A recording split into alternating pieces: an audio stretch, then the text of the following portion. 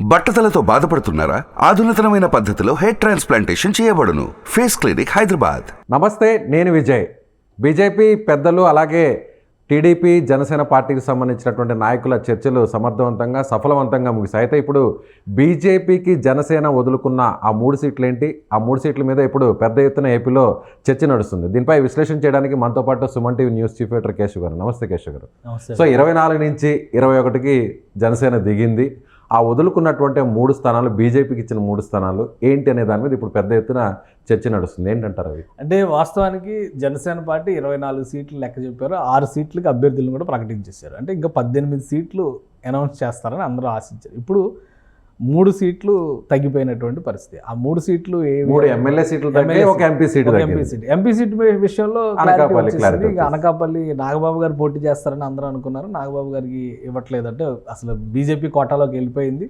BJP కూడా అక్కడ అభ్యర్థిగా సీఎం రమేష్ని పెట్టేటువంటి అవకాశం ఉందనేది ఇంకా ఫైనల్ కాకపోయినప్పటికీ కూడా ప్రాబబిలిటీస్ అయితే చూస్తున్నారు. ఎందుకంటే ప్రజల్లోకి వెళ్ళే నాయకుడు, ప్లస్ డబ్బు ఖర్చు పెట్టగలగాలి. అక్కడ 3 పార్టీల కూటమి ఎజెండాకి ఆమోదయోగ్యమైనటువంటి నాయకత్వం ఉండాలి. సో ఈ అన్నింటినీ దృష్టిలో పెట్టుకుని అక్కడ నిర్ణయం చేసేటువంటి ప్రయత్నం చేస్తారు. ఇక జనసేన పార్టీకి సంబంధించి 24 సీట్ల లెక్కలో వచ్చేసరికి మొదటి నుంచి కూడా మనం వేస్తున్నటువంటి ఒక అంచనా ఉంది. ఆ అంచనా ప్రకారం చూస్తే కనుక ఓవరాల్గా అన్ని జిల్లాల్లో కూడా సీట్లు ఫిక్స్ చేసుకున్నారు. ఒక 6 స్థానాలు కాకుండా 5 స్థానాలు కాకుండా వీళ్ళు ఫిక్స్ చేసుకున్నటువంటి సీట్లు కొన్ని ఉన్నాయి. ఆ సీట్లకు సంబంధించి విస్తృతంగా చర్చ జరిగినటువంటి పరిస్థితి ఉంది. అంటే అనంతపురం, తర్వాత చిత్తూరు, కడప, అలానే గుంటూరు, ఈ నియోజకవర్గ ఈ జిల్లాల్లో ఉమ్మడి జిల్లాలో, ప్రకాశం జిల్లాలో ఒక్కొక్క సీటు, ఉమ్మడి జిల్లాలో ఒక్కొక్క సీటు తీసుకుంటారనేది ఒక ఆలోచన.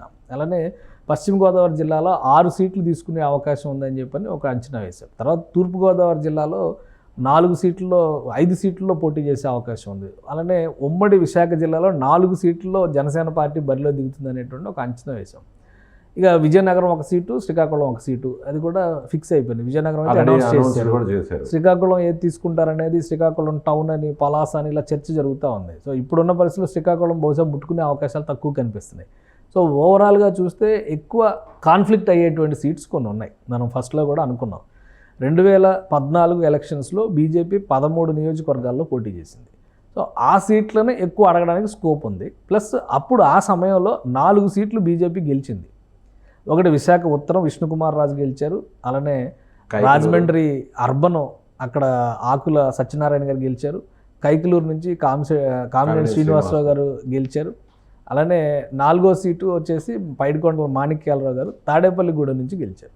సో ఈ 4 సీట్లు ఖచ్చితంగా బీజేపీ లిస్టులో ఉండాల్సినటువంటి సీట్లు అని మనం ఫస్ట్ నుంచి కూడా అనుకున్నాం. బట్ అక్కడ ఒక చిన్న కాన్ఫ్లిక్ట్ ఏం జరిగిందంటే, ఇప్పుడు రాజమండ్రి అర్బన్, రాజమండ్రి రూరల్ 2 కూడా తెలుగుదేశం సిట్టింగ్ స్థానాలు. సో ఆల్రెడీ ఉన్నటువంటి క్యాండిడేట్ జనసేనతో కూడా రాజమండ్రి రూరల్ విషయం చాలా పీటముడి పడింది. అవును, ఎందుకంటే బుచ్చే చౌదరికా లేదంటే కందులు దుర్గేష్కి ఇస్తారా అనేటువంటి దాని మీద చాలా చర్చ. ఇప్పుడు ఆయన ఆల్రెడీ కందులు దుర్గేష్ నిడదవోలులో ఉన్న నల్లమిల్లి శేషారావు వర్గం అంతా కూడా మేము సహకరించామని మళ్ళీ వాళ్ళ అసంతృప్తి ఎగరేసినటువంటి పరిస్థితులు. సో ఇది కామను. బట్ ఏంటంటే 4 సీట్లు గెలిచాం కాబట్టి ఆ 4 సీట్లు పక్కాగా ఉండాలి అనేటువంటి ఒక ప్రతిపాదన, ప్లస్ జాతీయ పార్టీ కాబట్టి డబుల్ డిజిట్ సీట్స్ కావాలి మాకు అనేటువంటి ప్రతిపాదన చాలా ఎక్కువగా ఈ రెండింటి చుట్టూ ఎక్కువ డిస్కషన్ జరిగింది అనేటువంటిది తెలుస్తుంది. కాబట్టి బీజేపీకి వదులుకోవాల్సినటువంటి సీట్లలో ఇప్పుడు తాడేపల్లిగూడెం చాలా మిస్టీరియస్ సీట్గా ఉంది. ఎందుకంటే వీళ్ళు అనౌన్స్ చేసినటువంటి 99 నియోజకవర్గాలు, మొత్తం 100 నియోజకవర్గాలు నిడదవోలుతో కలిపి చూస్తే మనం 100 నియోజకవర్గాల జాబితాలో రాజమండ్రి అర్బన్కి క్యాండిడేట్ని అనౌన్స్ చేసింది తెలుగుదేశం పార్టీ. కాబట్టి అక్కడ కొంత కాంప్లికేషన్ ఉంది. ఆల్రెడీ సిట్టింగ్ ఆదిరెడ్డి భవానీ వాళ్ళ హస్బెండ్కే టికెట్ ఇచ్చారు. ఆదిరెడ్డి వాసుని ఇప్పుడు బరిలో ఉన్నారు. సో అందుకని అది మార్చడానికి అవకాశాలు చాలా తక్కువ ఉన్నాయి. విశాఖ ఉత్తరం ఖాళీగా పెట్టారు. విశాఖ ఉత్తరం కూడా తెలుగుదేశం పార్టీ సిట్టింగ్ గంటా శ్రీనివాసరావు అక్కడ ఎమ్మెల్యేగా ఉన్నారు ఇప్పుడు. సో ఆయన్ని భీములకి మారుస్తారని, అలానే ఆల్రెడీ చీపురుపల్లి వెళ్ళమని చెప్పారంటే ఆయన అసంతృప్తి వ్యక్తం చేశారు. ఇవన్నీ జరుగుతూ ఉన్నాయి. కాబట్టి విశాఖ ఉత్తరంలో గంటా శ్రీనివాసరావు గారికి అయితే ప్లేస్ లేదు. తెలుగుదేశం అభ్యర్థి ఉండరు అక్కడ. క్లియర్గా బీజేపీ అభ్యర్థి అక్కడ బరిలో దిగుతారు. మళ్ళీ విష్ణుకుమార్ రాజుకే టికెట్ ఇవ్వడానికి అవకాశాలు ఎక్కువగా ఉన్నాయి. సో అది ఆ జాబితాలో పోతే జనసేన ఎంచుకున్నటువంటి జాబితాలో తాడేపల్లిగూడెం ఒక పెద్ద కాంప్లికేటెడ్ కాన్స్టిట్యున్సీగా కనిపిస్తుంది. ఎందుకంటే కైకలూరు కూడా ఖాళీ పెట్టింది తెలుగుదేశం పార్టీ. లాస్ట్ టైం గెలిచిన నియోజకవర్గాల లెక్కలో చూస్తే ఒక అర్బన్, రాజమండ్రి అర్బన్ మాత్రం అభ్యర్థిని ప్రకటించారు. మిగతా సీట్లు ఖాళీగా ఉంచారు. కానీ తాడేపల్లి బీజేపీ 2014లో గెలుపొందిన స్థానం. కానీ తాడేపల్లిగూడెంకి సంబంధించి వచ్చిన సమస్య ఏంటంటే అక్కడ నుంచి బొలిశెట్టి శ్రీనివాస్ గారు మొదటి ఉమ్మడి సభ 2 పార్టీలు అక్కడే నిర్వహించింది, ఆయనే ఆ బాధ్యత తీసుకున్నటువంటి పరిస్థితి.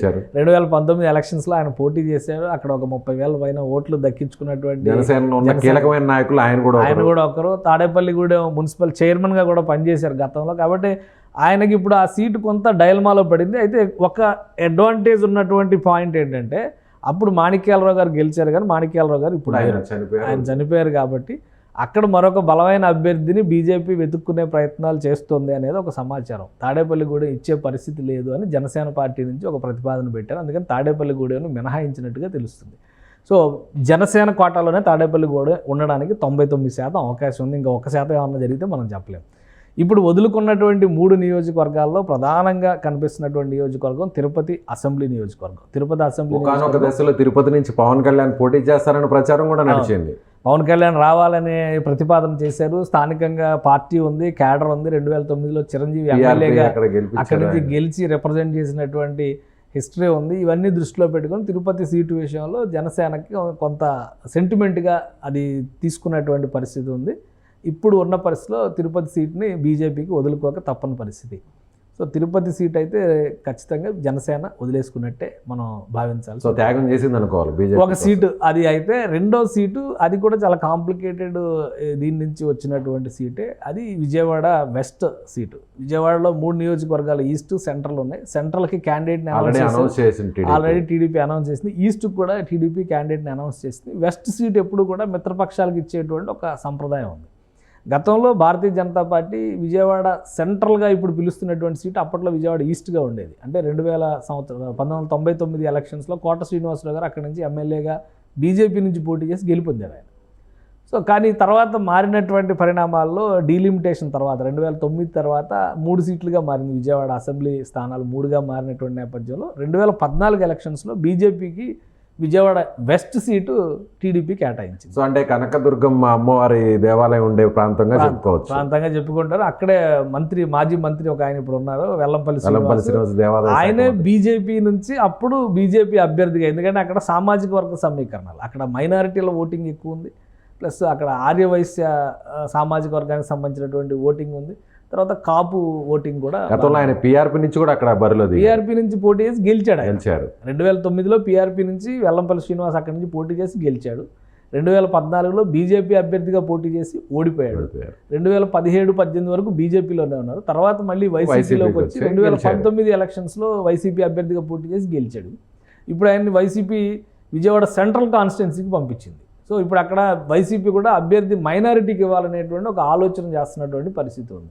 నిన్న డిస్కషన్లో ఎక్కువ ఆబ్లిగేషన్స్ పెట్టినటువంటి కండిషన్స్ పెట్టినటువంటి అంశాల్లో బీజేపీ అగ్రనాయకత్వం చేసినటువంటి సూచనలు, ఎక్కడైతే వైసీపీ మైనారిటీ అభ్యర్థులను పెట్టి రాజకీయం చేస్తుందో ఆ నియోజకవర్గాలు బీజేపీకి కేటాయించడానికి ప్రయారిటీ ఇవ్వాలి అనేటువంటి ఒక కండిషన్ కూడా పెట్టినట్టుగా తెలుస్తుంది. ఆ క్రమంలోనే కొన్ని నియోజకవర్గాలు, ముఖ్యంగా గుంటూరు ఈస్ట్ కాన్స్టిట్యున్సీ కానీ, అలానే కర్నూలు నియోజకవర్గం కానీ, ఇట్లాంటి వాటిపైన చర్చలు జరిగినట్టుగా కూడా సమాచారం ఉంది. ఆ నేపథ్యంలో విజయవాడ వెస్ట్ కాన్స్టిట్యున్సీని బీజేపీ త్యాగం చేయాల్సిన పరిస్థితి వస్తుంది, జనసేన త్యాగం చేయాల్సినటువంటి పరిస్థితి వస్తుంది. ఆల్మోస్ట్ అది కన్ఫర్మ్ అయిపోయినట్టుగా ఉంది. ఆ లిస్టు బీజేపీ లిస్టులోకి వచ్చేసింది ఆ సీటు. అక్కడ ఆర్యవైశ్య నేతని నిలబెట్టాలనేటువంటి ఆలోచన బీజేపీ నాయకత్వం చేస్తుంది, లేదా ఇతర సామాజిక వర్గాలు కూడా చూసేటువంటి అవకాశం ఉండొచ్చు. బట్ మైనారిటీలను పెట్టేటువంటి పరిస్థితి ఎట్టి పరిస్థితిలో లేదు. జనసేనకు అక్కడ ఒక బలమైనటువంటి నాయకత్వం ఉంది.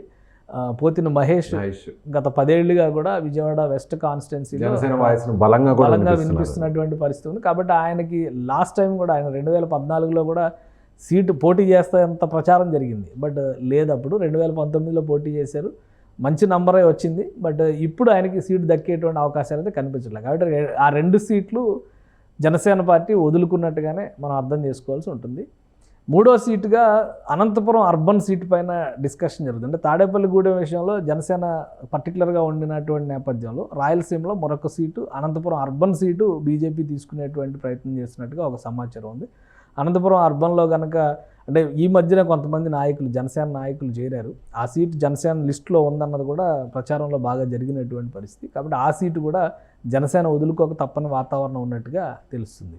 రైట్ సార్ టీడీపీ కోటాలో చూస్తేనేమో బద్వేల్ సీట్ ఒకటి కడప జిల్లా కడప జిల్లాలో బీజేపీకి బీజేపీకి వెళ్ళినట్టుగా ఉంది. మిగతా సీట్లు అయితే ఇవి మొత్తం మీద 6-6 అనుకున్నది కాస్త 6-10 అయినటువంటి నేపథ్యంలో 24-21 అయ్యాయి. ఈ 4 సీట్ల పైన ఆ ప్రభావం పడినట్టుగా సమాచారం ఉంది. 1-2 రోజుల్లో లిస్ట్ కూడా అనౌన్స్ చేసేసేటువంటి అవకాశం అయితే స్పష్టంగా ఉంది. Right sir. సో బీజేపీకి వదులుకున్నటువంటి స్థానాల్లో 3 స్థానాలు ముఖ్యంగా జనసేన పార్టీ నుంచి తాడేపల్లిగూడెం, అదేవిధంగా విజయవాడ వెస్ట్తో పాటుగా మరొక 2 స్థానాల్లో కూడా జనసేన త్యాగానికి సిద్ధమైనట్టుగా కేశవ్ గారు చెప్తున్నారు. అయితే తెలుగుదేశం పార్టీ బద్వేల్ సీటు కూడా బీజేపీకి వదులుకున్నట్టుగా చూడాలి. మరి రాబోయే రోజుల్లో దీనికి సంబంధించినటువంటి అధికారిక ప్రకటన త్వరలోనే వచ్చే అవకాశం ఉన్నట్టుగా తెలుస్తుంది. Thank you so much.